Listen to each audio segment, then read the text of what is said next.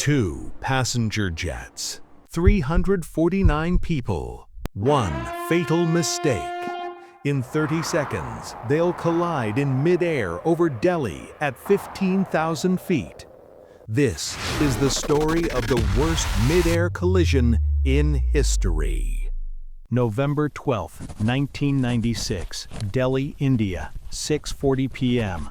A Kazakhstan Airlines cargo plane is descending to land. A Saudi Arabian Boeing 747 is climbing after takeoff. Both are on the same flight path. Both are talking to the same air traffic controller. There's supposed to be a 1,000-foot gap between them. But something goes catastrophically wrong. Welcome to the Planetary File. Before we dive into this tragedy, hit that like button right now and make sure you're subscribed with notifications on, because we cover the most incredible true stories you won't find anywhere else. I'm about to show you exactly how 349 lives were lost in just 8 minutes and the shocking communication breakdown that caused it all. Let me introduce you to the players in this tragedy. Kazakhstan Airlines Flight 1907, an Ilyushin IL-76 cargo charter. It departed from Shymkent, Kazakhstan at 3:55 p.m. local time. 37 people aboard, 27 passengers, mostly Indian laborers returning to work in Saudi Arabia, and 10 crew members. 3.5 hours of flight time to reach Delhi. Saudi Arabian Airlines Flight 763, a Boeing 747 jumbo jet. It had just landed in Delhi and was being loaded with passengers. 312 souls aboard. 289 passengers, mostly Indian laborers returning to work in Saudi Arabia, and 23 crew members. Scheduled departure, 6 p.m. Destination, Jeddah. 2 planes that had never crossed paths. Different origins, different destinations. But in less than 3 hours, their fates would become horrifyingly intertwined. Understanding the Sky Highway. Here's something most people don't know. At any given moment, there are 15,000 to 25,000 aircraft in the sky.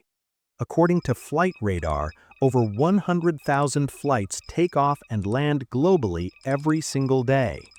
So why don't they crash into each other constantly? The answer? Airways and air traffic control. Just like roads on the ground have highways, the sky has invisible corridors called airways. Think of them as GPS routes in the sky. For example, Airway UM68 connects Europe to Asia. Eastbound traffic, planes heading from Europe to Dubai, India, and China fly at odd-numbered altitudes: 35,000 feet, 37,000 feet, 39,000 feet. Westbound traffic, going back to Europe, flies at even numbers: 34,000, 36,000, 38,000 feet. This separation is managed by air traffic controllers, ATCs, who give pilots precise instructions on which altitude to maintain. Thousands of aircraft safely cross each other every day with just 1,000 or 2,000 feet of vertical separation. It's routine, it's safe, it's been working for decades. But on this day, over Delhi, the system was about to fail spectacularly. At 6:23 p.m., Kazakhstan Airlines Flight 1907 reached a crucial point in the sky called the Lumka Waypoint. Think of a waypoint like a traffic roundabout in the sky, an imaginary intersection where different airways cross. The Lumka Waypoint is 328 kilometers west of Delhi Airport, over the state of Haryana. 2 airways intersect here: the International Airway from Kazakhstan to India and Airway G452, or Gulf 452 in radio language, connecting India and China to the Gulf countries. Any aircraft landing at Delhi from either of these airways must transition to a smaller route called the Delhi Star, essentially the approach path into Delhi Airport. When the Kazakhstan plane reached Lumka, the crew contacted Delhi ATC and requested permission to enter the Delhi Star route. They were at 25,000 feet. Delhi ATC, a controller named VK Datta, cleared them to descend to flight level 200, that's 20,000 feet. The plane acknowledged and began its descent. 9 minutes later, at 6:32 p.m., Saudi Airlines Flight 763 received clearance to take off from Delhi. The crew was well rested.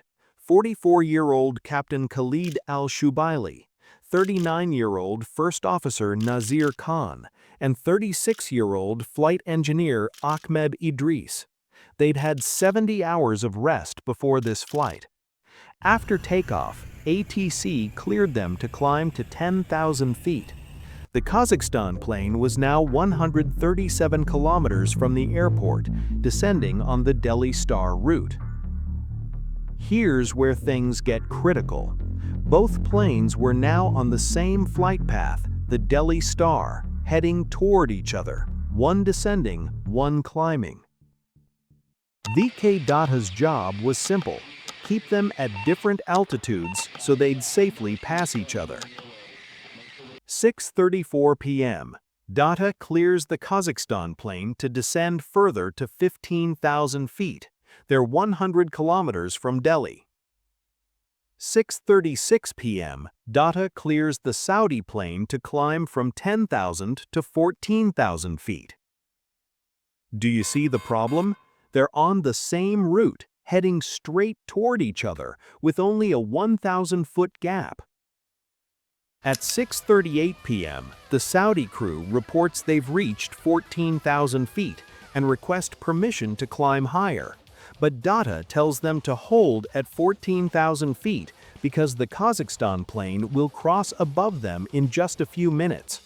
The Saudi first officer responds, "Saudi SV-763 will maintain 140, that's 14,000 feet.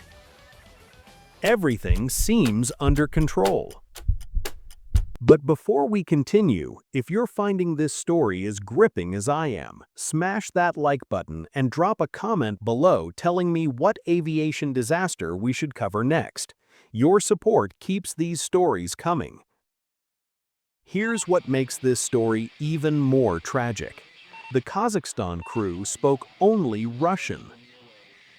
Their crew consisted of a 44-year-old captain, 36-year-old first officer, 50-year-old flight engineer, 51-year-old navigator, and crucially, a 41-year-old radio operator. Why a radio operator? Because internationally, all ATC instructions are given in English. This radio operator's job was to translate English commands from ATC into Russian for the pilots. This created a dangerous delay in every single communication. 6:39 p.m. The Kazakhstan plane reports they've reached 15,000 feet. But here's the truth that would only come out in the investigation. They were actually at 16,348 feet and still descending. VK Datta immediately issues a critical warning. Identified traffic, 12 o'clock reciprocal, Saudi Boeing 747 at 10 miles, likely to cross in another 5 miles, report if in sight. Translation: there's a Saudi 747 heading straight toward you at your 12 o'clock position, directly in front. It's about 18.5 kilometers away. It will cross your path in the next 5 nautical miles. Tell me if you see it. The radio operator doesn't fully understand. He asks for clarification. VK Datta repeats. Traffic is at 8 miles, level 140. The plane is now 8 nautical miles away at 14,000 feet. The radio operator acknowledges. Update now, looking, 1907. But the message has to be translated. The pilot has to process it, and they have to react. There's no time. Less than 30 seconds after that last message, another voice breaks through on Delhi ATC, a U.S. Air Force cargo plane flying nearby. "We just saw a massive explosion ahead of us." VK Data immediately tries to reach both planes. Silence. No response from Saudi, no response from Kazakhstan. The left wing of the Kazakhstan plane struck the left wing of the Saudi Boeing 747. Both wings sheared off in the middle. The Boeing 747 began spinning violently, its severed wing spewing fire. The aircraft broke apart in midair and plummeted at supersonic speed into Dani village in Haryana. The Kazakhstan Ilyushin, missing half a wing and half its vertical stabilizer, entered a flat spin and crashed into Birhor village, also in Haryana. 349 people, not a single survivor. Here's what investigators discovered. When the Kazakhstan crew reported they were at 15,000 feet at 6:39 p.m., they were actually at 16,348 feet and still descending. Either the radio operator mistranslated or the captain misunderstood, but critically, when they were supposed to stop their descent at 15,000 feet and hold that altitude, the captain kept descending, all the way down to 14,000 feet, the exact same altitude as the Saudi plane. The language barrier created fatal delays. When Data issued the traffic warning about the Saudi plane, the radio operator didn't understand it the first time. By the time he asked for clarification, received it, translated it to Russian, and the pilots could react, it was too late. The planes were closing at a combined speed of over 1,000 kilometers per hour. They had seconds, not minutes. Technological gap. Delhi ATC's radar in 1996 could show the distance between aircraft, but it had no system to display their altitude. Data was relying entirely on the pilot's verbal reports, and the Kazakhstan crew gave him false information, whether intentionally or through miscommunication. This disaster forced the aviation industry to make sweeping changes that have saved countless lives since. First, TCAS becomes mandatory. TCAS, Traffic Collision Avoidance System, is an onboard computer that automatically detects nearby aircraft and issues warnings to pilots. If two planes are on a collision course, TCAS tells one to climb and the other to descend. Before 1996, TCAS was optional. After this crash, it became mandatory on all large commercial aircraft worldwide. Second, English proficiency requirements. The International Civil Aviation Organization, ICAO, made it mandatory for all pilots operating international flights to be fluent in English, not just conversational, but proficient enough to understand complex ATC instructions under pressure. No more radio operators translating messages. Pilots must communicate directly. Third, advanced radar systems. India and airports worldwide were required to install secondary surveillance radar, SSR systems. These radars don't just show the distance between aircraft, they display altitude, speed, and identification codes in real time. Modern ATC systems have multiple redundancies. Controllers can see exactly where every plane is in three-dimensional space. But beyond technology and regulations, this crash teaches us something profound about human error.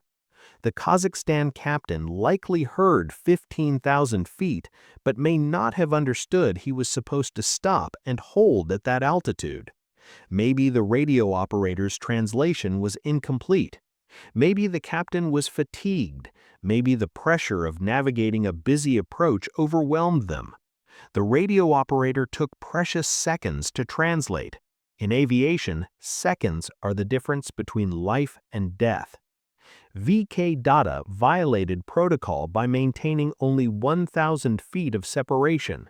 Did he think it would be fine because it usually is? Was he overconfident? Was he managing too much traffic? None of these people woke up that day intending to cause a disaster. But small mistakes, communication gaps, and systemic weaknesses compounded into catastrophe.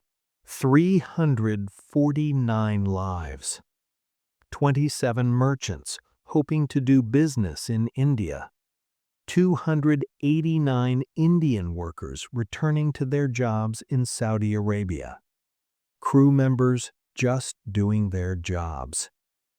Families destroyed. Children left without parents. Parents who lost children. The wreckage was scattered across 2 villages in Haryana. Witnesses described a scene of unspeakable horror. Debris, luggage, personal belongings, and bodies strewn across farmland.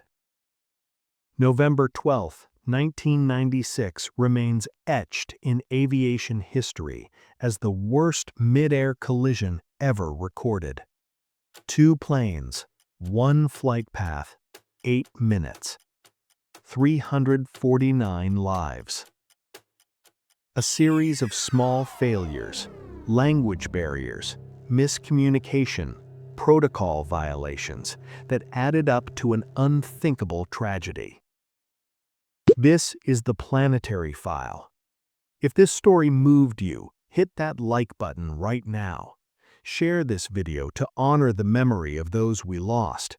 And if you haven't already, subscribe and turn on notifications so you never miss our next deep dive into history's most incredible true stories. Drop your thoughts in the comments below. What aviation disaster should we cover next? I'll see you in the next one. Fly safe.